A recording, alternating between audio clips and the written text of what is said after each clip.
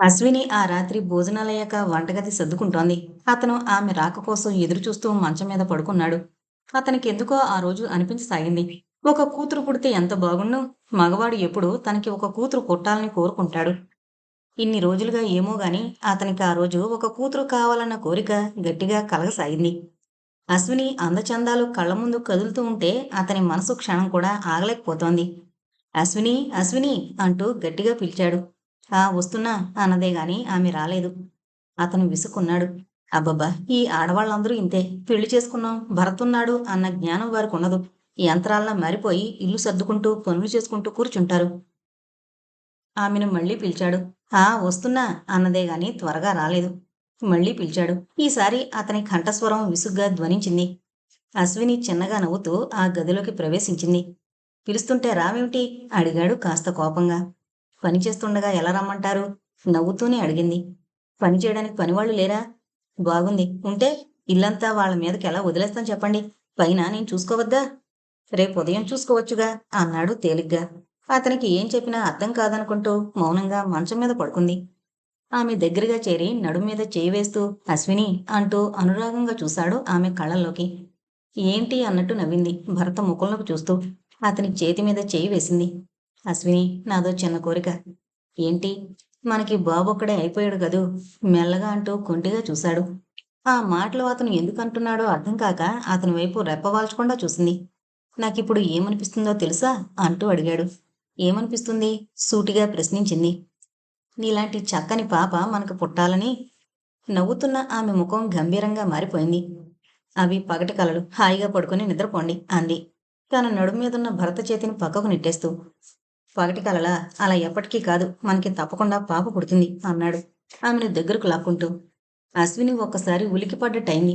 నాకు ఒక కూతురు పుట్టాలనిపిస్తోంది అశ్విని అంటూ ఆమె కళ్ళలోకి చూశాడు. మనకి పిల్లలా? అయోమయంగా చూసింది. అవును.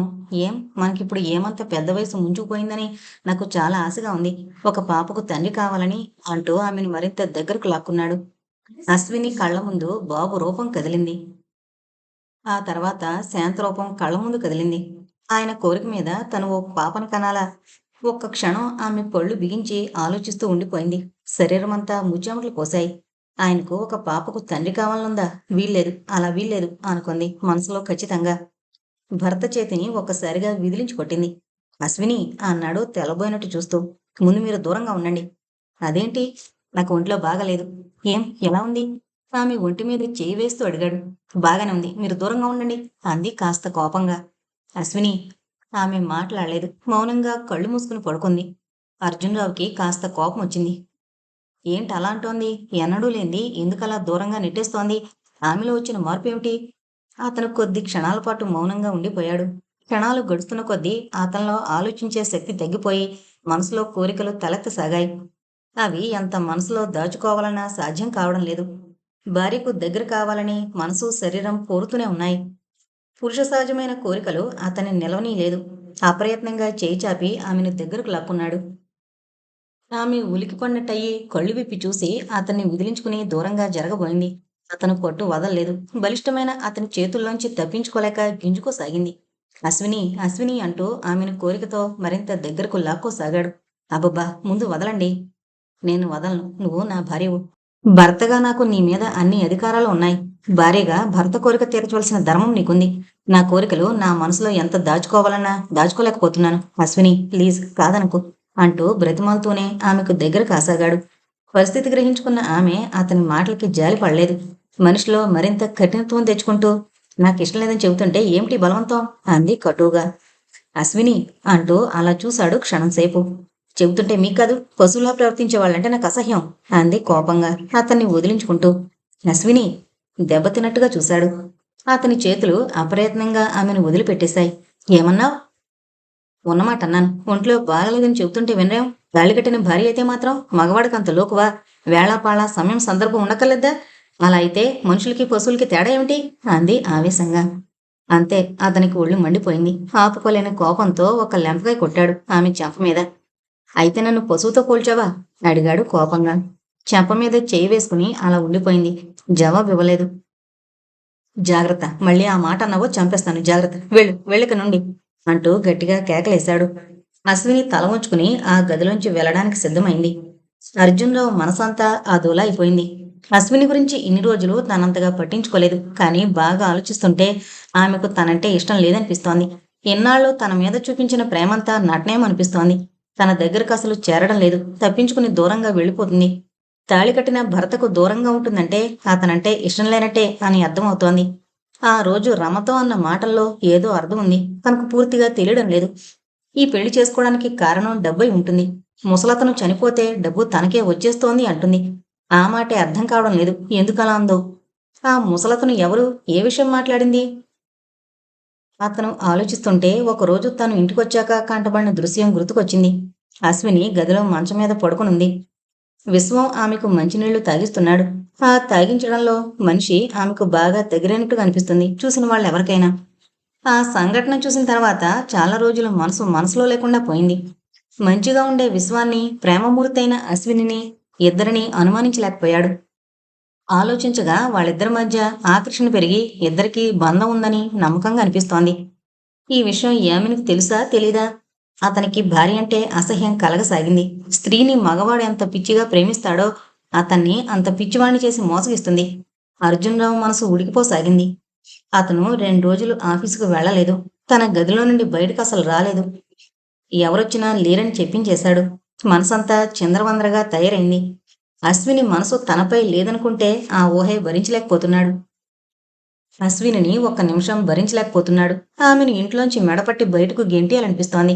కానీ ఆధారం దొరికే వరకు తొందరపడకూడదని అలా మౌనంగా ఉండిపోయాడు. రోజులు గడుస్తున్న కొద్దీ వారి మధ్య దూరం పెరగసాగింది. అతనిలో అనుమానం కొమ్మలు రెమ్మలు వేసి మహావృక్షమై పెరిగిపోయింది. అశ్విని ముఖం చూడ్డానికి, ఆమెను పలకరించడానికి అతను ఇష్టపడడం లేదు. ఆమెకి ఇవేమీ తెలియవు. అయినా ఆమె కూడా భరతని తప్పించుకునే తిరగసాగింది. రామ్మూర్తి గారు, సుందరమ్మ మనవణ్ణి చూద్దామనొచ్చారు. వాళ్ళని చూస్తూనే అశ్విని పొంగిపోయింది. ఆ దంపతులిద్దరినీ కాలు కింద పెట్టనివ్వకుండా అన్నీ కాళ్ళ దగ్గరకు తెచ్చి అమర్చేది.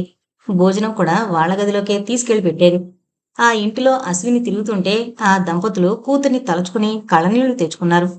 బాబుని అశ్విని ఎంత ప్రాణంగా చూస్తుందో వాళ్ళకర్థమైంది. అడుగడుగునా వాళ్ళకి శాంతలేని లోటు కనపడివ్వకుండా జాగ్రత్త పడుతోంది. బాబుని శాంత కంటే ఎక్కువగా ఎంత గారంగా చూడాలో అంత గారంగా చూస్తోంది. రామ్మూర్తి గారు, సుందరమ్మ గారు తృప్తిగా నిట్టూర్చారు. శాంత చనిపోయాక బాబు తల్లిలేని పిల్లాడు అయిపోయాడు. అశ్విని ఆ ఇంటికొస్తే బాబుకి తల్లిలేని లోటు తీరుతుందని ఆశించి ఆ పెళ్లి బలవంతంగా జరిపించినందుకు వాళ్ళు ఊహించినట్టుగానే అశ్విని ఉండడం వాళ్ళకి సంతోషంగా ఉంది. మనవడి కోసం వాళ్ళు బట్టలవి చాలా తీసుకొచ్చారు. బాబు చాలా సరదా పడిపోయాడు. బాబు కొన్ని విషయాల్లో సరదా పడినా బాబు ఫోజులన్నీ పెద్దవాళ్లలా సినిమాల్లోలా ఫోజులు పెడుతుంటాడు. బాబు మెట్రిక్ వచ్చాడు. తండ్రి భయం వల్లనే అలా చదువుతున్నాడు. మార్కులు పర్వాలేదు అన్నట్టుగానే ఉన్నాయి. ఆ రోజు దుర్దినమనే చెప్పాలి. అందరి జీవితాలు తుది మలుపుకు వెళ్ళిపోయాయి అని చెప్పొచ్చు. బాబు తండ్రిని అడిగి సినిమాకు వెళ్ళాడు. ప్రతి సినిమాకు అతను కొడుకును పంపించడు. తాతగారి ఎదురుగా అడగడంతో నవ్వుతూ వెళ్ళమని చెప్పాడు. బాబు ఇద్దరి ఫ్రెండ్స్తో సినిమాకు వెళ్ళాడు. సినిమా అంతా ఫైటింగే. హీరో విలన్ ఇద్దరు చేతుల్లో రివాల్వర్స్ లేకుండా తెర మీద కనిపించలేదు. హీరో పిస్టల్ పట్టుకుని విలన్ చేత అన్ని పనులు చేయించడం, భయపెట్టడం బాబుకి చాలా నచ్చింది సినిమా. అతని మనసులో తండ్రి బీరువాలో భద్రంగా ఉన్న రివాల్వర్ కళ్ళ ముందు కదిలింది. ఆ పిస్టల్ గనుక తన చేతికి చిక్కితే ఆ సినిమాలో హీరోలా అందర్నీ భయపెట్టి పనులు చేయించొచ్చు అనుకుని ఊహించుకోసాగాడు. తనకి ఎప్పుడూ ఎదురు తిరిగే తనతో చదువుకునే ఇద్దరు అబ్బాయిల్ని, ఇద్దరు ముగ్గురు మేస్టర్లని భయపెట్టి లొంగదీయవచ్చు అని ఆలోచించసాగాడు. సినిమా అయిపోయాక అంతా అదే ఆలోచన. రాత్రి నిద్ర పట్టలేదు. మర్నాడు, మూడో నాడు అలా ఆలోచించసాగాడు. తండ్రి బీరువా తాళాలు ఎక్కడున్నాయో వెతకాలంటే సమయం చూసుకోవాలి. తండ్రి లేని టైము, అశ్విని వంటగదిలో పని చూసుకునే టైము చూసుకున్నాడు. అతని గదిలోకి చప్పుడు చేయకుండా వెళ్లి తాళాలు వెతికి బీరువా తీసి వెతికాడు. సొరుగులో రివాల్వర్ కనిపించడంతో విజయోత్సాహంతో రివాల్వర్ తీసుకుని బీరువా తాళం వేసేసి తిరిగి తాళాలు సొరుగులో పెట్టేసి ఏమీ తెలియనట్టుగా యువతలకొచ్చేశాడు. బాబు ఉద్దేశం ఆ రివాల్వర్తో అందర్నీ భయపెట్టి తండ్రికి తెలియకుండా తిరిగి బీరువాలో పెట్టేద్దామని. ఆ రోజంతా పిస్టల్ తన దగ్గరే ఉంచుకోవడానికి నిశ్చయించుకున్నాడు. అయితే బాబుకి పిస్టల్తో అందర్నీ భయపెట్టే అవకాశం రాలేదు. ఎవరో మేస్టారు చనిపోతే స్కూల్కి సెలవిచ్చేశారు. బాబు ఆ రోజు స్కూల్కి వెళ్ళలేదు. ఇంట్లోనే ఉండిపోయాడు. మర్నాడు కూడా రివాల్వర్ తన దగ్గర అట్టే పెట్టుకుని అప్పుడు తండ్రి బీరువాలో తెలియకుండా పెట్టేద్దాం అనుకున్నాడు. సాయంత్రం రామ్మూర్తి గారు లాన్లో కుర్చీ వేసుకుని కూర్చుని పేపర్ చదువుకుంటున్నారు. బాబు ఆయన దగ్గర కూర్చుని కబుర్లు చెప్తున్నాడు. తాతగారిని బాబు 100 రూపాయలు కావాలని అడిగాడు. 100 రూపాయలు నీకెందుకు? నిర్లక్ష్యంగాని నవ్వేస్తూ తిరిగి పేపర్ చదువుకోసాగారు. బాబుకి కోపం వచ్చేసింది. తాతగారికి తన ప్రతాపం చూపించాలని పరుగున లోపలికి వెళ్ళిపోయాడు. సినిమాలో హీరోల రివాల్వర్ పట్టుకుని పేల్చేసినట్టుగా నటించి తాతగారిని భయపెట్టి 100 రూపాయలు తీసుకుని తిరిగి తాతగారిని ఈ విషయం ఎవరికీ చెప్పొద్దని బ్రతిమాలదాం అనుకున్నాడు. బాబు మెరుపులా లోపలికొచ్చి పిస్టల్ తీసుకుని ఉత్సాహంగా అవతలకు వెళ్ళాడు. రామ్మూర్తి గారు పేపర్ పట్టుకుని లోపలికి రావడం బాబు కళ్ళబడింది. బాబు పక్కకు తప్పుకుని ఓరగా నిలబడి ఆయన లోపలికొస్తున్న సమయానికి చటుక్కున ఎదురు వెళ్లి తాతగారు హ్యాండ్స్ అప్ అంటూ బెదిరించాడు. అనుకోకుండా బాబు పక్క నుండి రావడం, పిస్టల్ చూపించడం చూసి రామ్మూర్తి గారు ఉలిక్కిపడి పెద్ద కేక పెట్టారు. ఆయన జడిసిపోయి అంతకి పెద్ద కేక పెట్టగానే బాబు ఉలిక్కి పడిపోయి వణికిపోతూ పిస్టల్ని గట్టిగా బలంగా పట్టుకున్నాడు. ఆ బలంగా రివాల్వర్ పట్టుకోవడంలో ఆ హడావిడిలో బాబు చేతివేళ్లు అప్రయత్నంగా ట్రిగ్గర్ని నొక్కేశాయి. అంతే, ఆ రివాల్వర్ ధన్ ధన్ అంటూ గర్జించింది. దాని బుల్లెట్లు నిప్పుని వర్షిస్తూ రామ్మూర్తి గారి గుండెలకు దూసుకుపోయాయి. రామ్మూర్తి గారు ఒక్కసారిగా వెనక్కి విరుచుకు పడిపోయారు పెద్దగా కేక పెడుతూ. లోపల నుండి అశ్విని, సుందరమ్మ ఇద్దరూ ఒక్కసారే ఆ దృశ్యాన్ని చూశారు. అశ్వినికి రామ్మూర్తి గారిని చూడగానే ఒకసారి స్పృహ తప్పిపోయినట్టయింది. బాబు ఆయన్ని హత్య చేశాడా? బాబు హంతకుడా? బాబు జీవితం ఇక ముందేమిటి? తను ఈ ఇంటికొచ్చింది ఎందుకు? ఆమెకు ఒళ్లంతా ముచ్చెమటలు పోసేశాయి. సుందరమ్మ అశ్వినిని పట్టుకుని అశ్విని, మీ పెదనాన్న అంటూ ఏడవబోయింది. అశ్వినికి వెంటనే తన కర్తవ్యం గుర్తుకొచ్చింది. ఆవిడ నోరు టక్కున మూసేసింది. శాంతక్క ప్రాణం బాబు. బాబు కోసం, బాబు భవిష్యత్తు కోసం మీరు నిజాన్ని దాచేయాలి పెద్దమ్మ అంటూ బ్రతిమలాడుతూనే కంగారుగా బాబు దగ్గరకు పరిగెత్తి బాబు చేతిలోని రివాల్వర్ లాక్కుని బాబు అయోమయంగా నిలబడిపోయి నులుగుడ్లేసుకుని భయంతో ఉడికిపోతుంటే బాబుని వెనక్కి ఒక్క తోపు తోసింది సుందరమ్మ వైపుకి. అంతే, అంతా రెపపాటులో జరిగిపోయింది. ఆ తర్వాత అశ్వినికి ఏం తెలియలేదు. శిలాప్రతిమల రివాల్వర్ చేతబట్టుకుని అలా నిలబడిపోయింది. ఎవరు వచ్చారో ఏంటో, తనని ఎక్కడికి తీసుకువెళ్తున్నారో ఆమెకు ఒంటి మీద తెలియలేదు. అర్జున్రావుకి ఈ విషయం తెలియగానే వెంటనే వచ్చేశాడు. ఇంటి ముందు జనం తీర్థంలా నిలబడిపోయారు. కలెక్టర్ భార్య ఇంటికొచ్చిన ముసలతన్ని చంపేసింది, ఏం కసుందో ఏంటో అని అందరూ ఒకటే చెప్పుకోసాగారు. అశ్వినిని పోలీసులు అరెస్టు చేసి తీసుకుపోయారు. సుందరమ్మ స్పృహ తప్పి పడిపోయింది. బాబు వెక్కి వెక్కి ఏడవసాగాడు. అర్జున్రావుకి పిచ్చెక్కిపోతున్నట్టుగా ఉంది.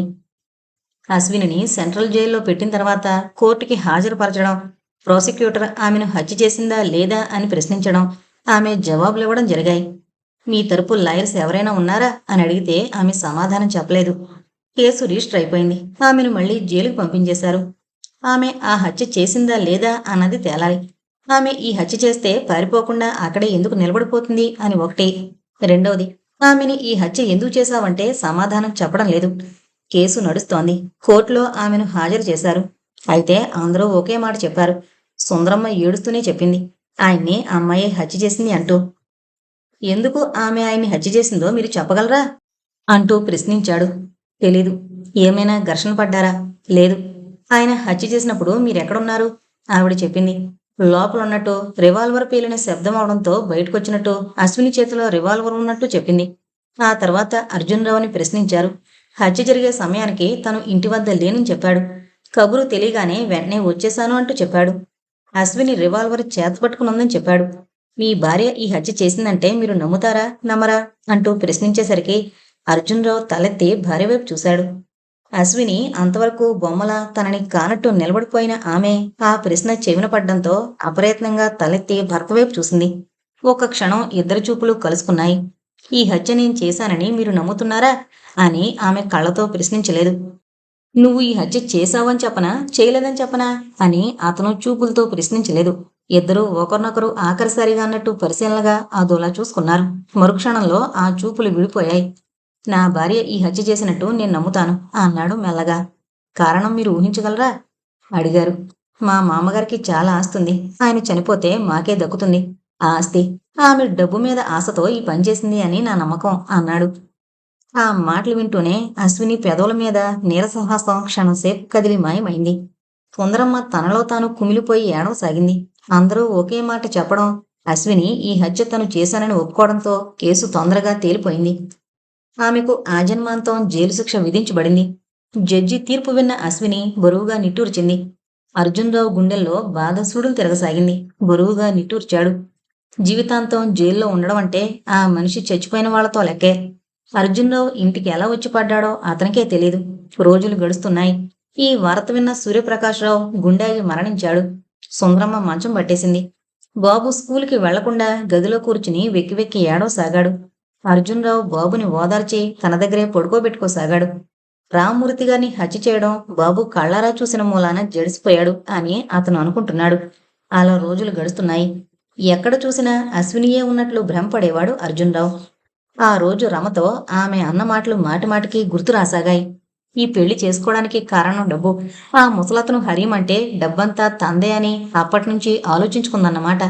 ఆనాటి మాటలకి అర్థం ఇప్పుడు తెలిసింది. ఆ ముసలాయన్ని చంపేసింది. అర్జున్‌రావుకి రోజురోజుకి అశ్వినంటే అసహ్యం కలగసాగింది. రెండో పెళ్లి చేసుకుని పొరపాటు చేశాను అని తనలో తాను కుమిలిపోసాగాడు. ఆమెది అంతా నటన అని గ్రహింపయింది. తన ఇంటికొచ్చి తన పరువు ప్రతిష్టలు బజార్కెక్కించింది. కలెక్టర్ గారి భార్య హత్య చేసింది, హంతకురాలు అని చెడ్డ పేరు తెచ్చిపెట్టింది. రాక్షసి! చిచ్చి!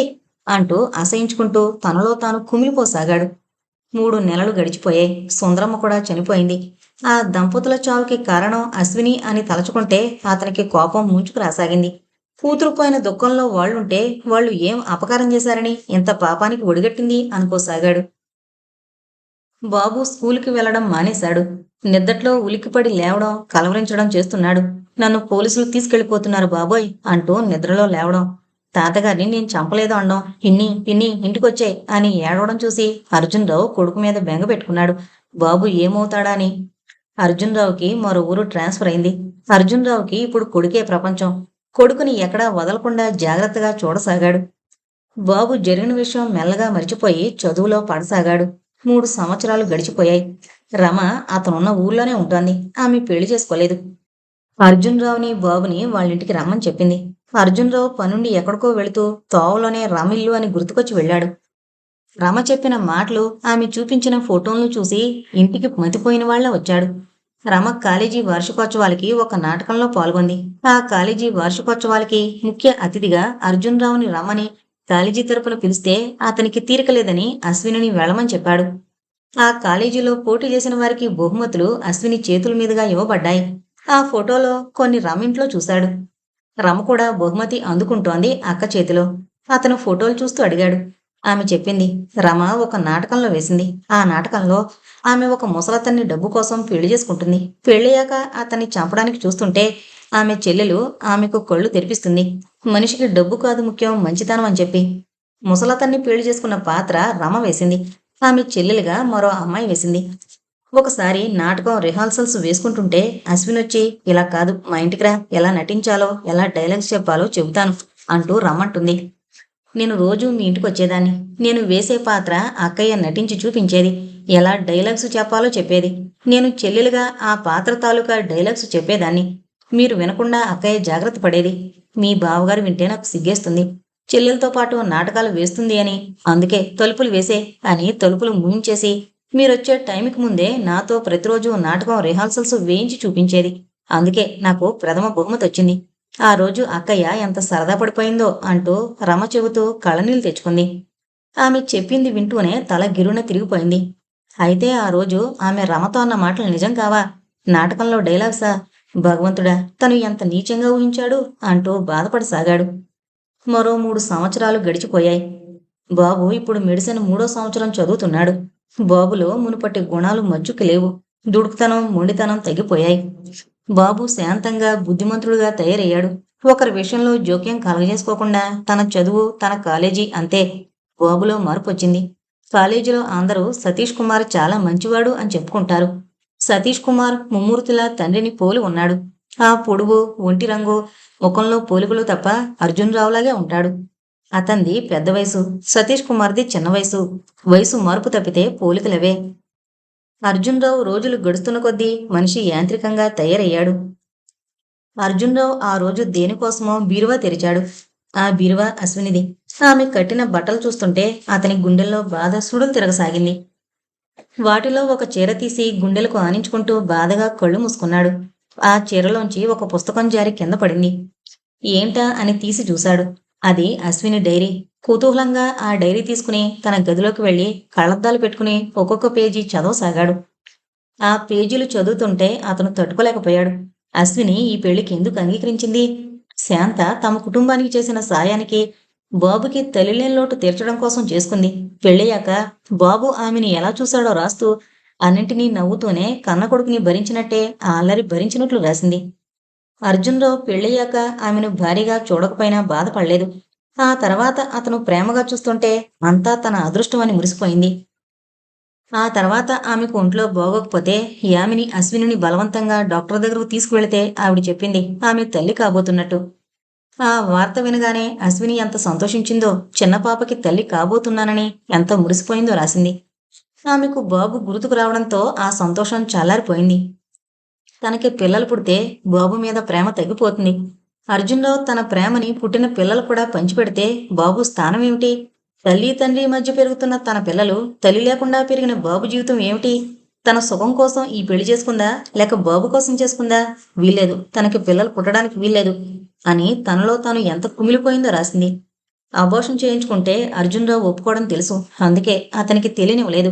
యామిని ఎంత చెప్పినా వినలేదు. మందులు వాడింది. ప్రయోజనం కనిపించలేదు.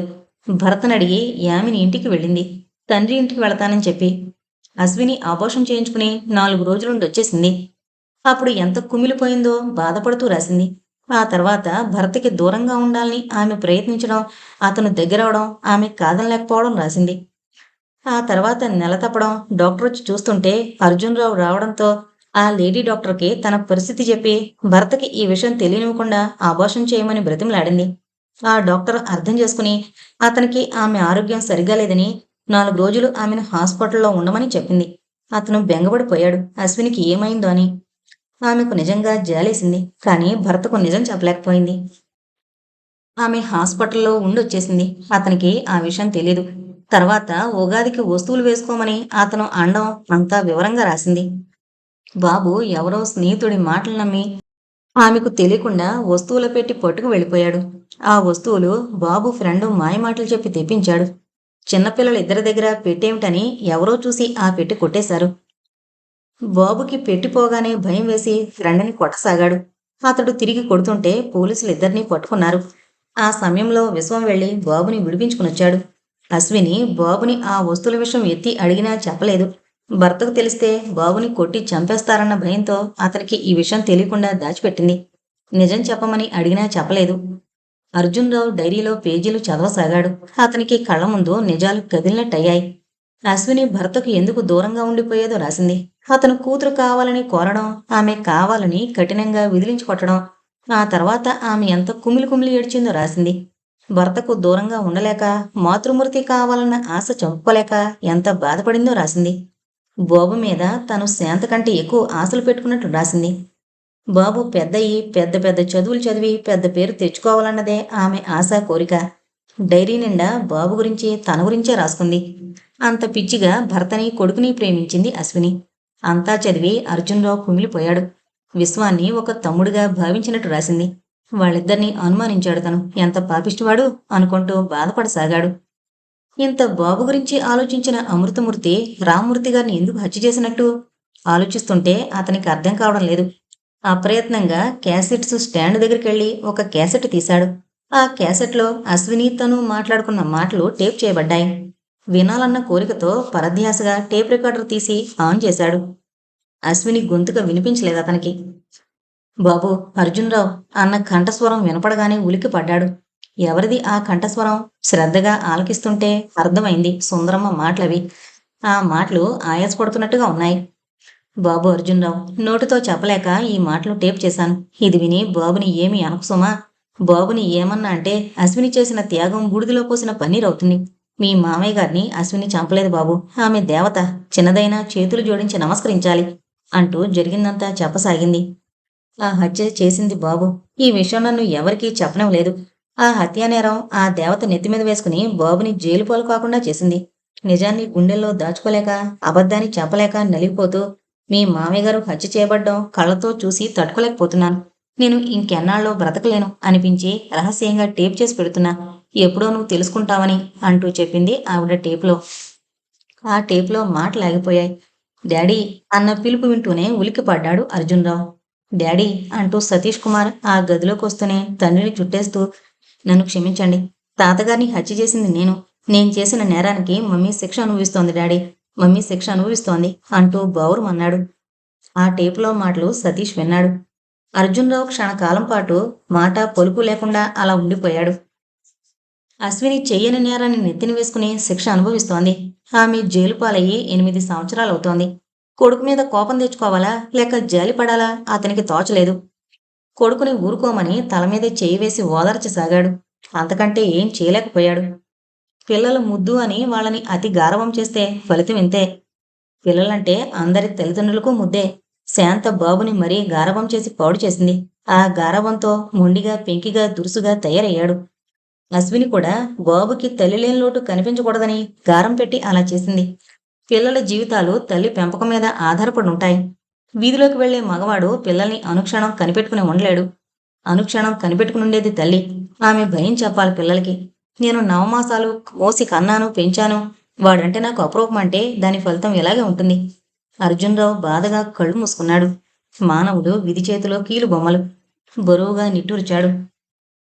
సతీష్ కుమార్ ఎంబీబీఎస్ పాస్ అయ్యాడు. ఫారెన్ వెళ్ళడానికి అన్ని ఏర్పాట్లు అవుతున్నాయి. అక్కడ చదవడానికి వెళుతున్నాడు. కొడుకును విడిచుండాలంటే అర్జున్‌రావుకి బెంగగా ఉంది. సతీష్‌కి బాధగానే ఉంది తండ్రిని విడిచి వెళ్లాలంటే. ఒక వారం రోజులుంది అతని ప్రయాణం. జైలు అధికారులు పంపిన వార్త చూస్తూనే అర్జున్‌రావు, సతీష్‌ల గుండె నీరైపోయింది. అశ్వినికి సీరియస్‌గా ఉంది. పలానా హాస్పిటల్లో జాయిన్ చేశామని. అర్జున్‌రావు, సతీష్ కుమార్ ఇద్దరూ వెంటనే ప్రయాణమై ఆ ఊరు వెళ్లి హాస్పిటల్‌కి వెళ్లారు. ఆమె రూమ్ చుట్టూ పోలీసులు కాపలా ఉన్నారు. ఆమె క్యాన్సర్‌తో బాధపడుతూ 3 సంవత్సరాలు గడిపింది. జైలులో డాక్టర్లే ఆమెను హాస్పిటల్లో చేర్పించమన్నారు. ఆమె పరిస్థితి రోజుల్లోకొచ్చేసింది. ఆమె ఇక బ్రతకదని తెలిసి ఆమె భర్తకు తెలియజేశారు. అర్జున్‌రావు ఆమె మంచం దగ్గరగా వెళ్ళాడు. వెనక సతీష్ నిలబడ్డాడు. ఒక్క క్షణం భార్య వైపు అలా చూశాడు. మనిషి బాగా చిక్కిపోయి ఎముకల పోగులా ఉంది.